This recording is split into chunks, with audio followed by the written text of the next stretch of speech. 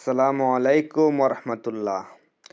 Base এবং কলম আপনারা কিভাবে ডালবেন বা কিভাবে কাজ করবেন এই বিষয়টা আমি আপনার কাছে বলবো।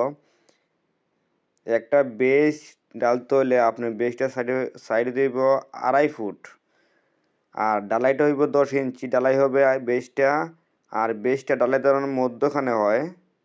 বেশি অংশ খেয়াল রাখবেন যে বেজের কলমটা ডালার মধ্যখানে যেন থাকে, মধ্যখানে পিলারগুলা থাকে যেন মধ্যখানে।